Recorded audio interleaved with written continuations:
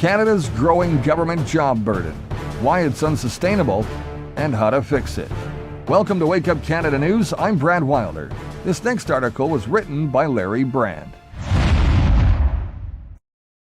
In Canada today, about 1 in 5 jobs is a government job.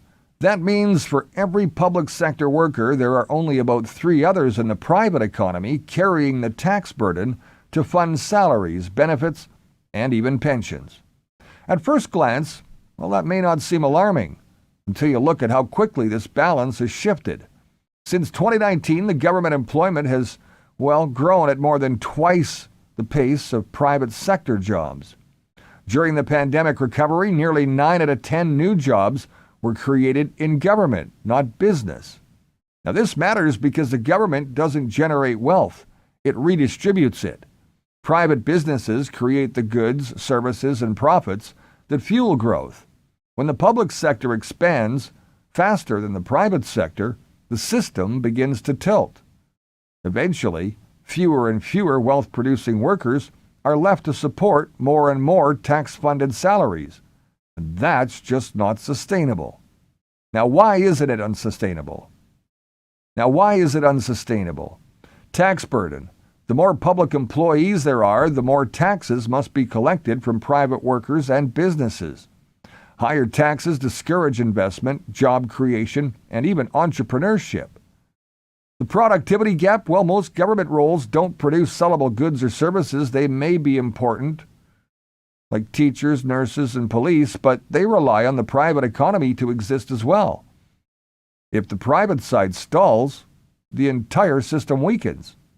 Then there's a debt spiral. When taxes can't keep up with growing payroll costs, governments borrow. This shifts the burden to future generations and limits flexibility to respond to real crisis. So what can be done? Correcting this imbalance doesn't mean cutting essential services. It means rebalancing priorities. Freeze bureaucratic expansion. Set caps on non-essential government hiring. Growth in public payroll should never outpace private sector job growth. Empower the private sector. Lower regulatory barriers and taxes that discourage business growth. A thriving private economy is the only way to sustainably fund public services. Audit and streamline. Review departments and programs for overlap or inefficiency. Technology can reduce administrative staffing without harming frontline service delivery. Focus on government core services like healthcare, education, security, and infrastructure should be top priorities. Programs and agencies outside this core should be reconsidered or devolved to local communities and private solutions. The bottom line, a country cannot tax and hire its way to prosperity. Canada needs a healthy public sector, but it must remain proportionate to the private economy that supports it.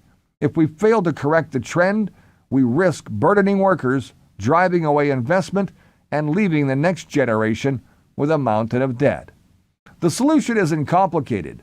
Let business grow, keep government lean, and focus on essentials. That's the balance that makes a nation sustainable.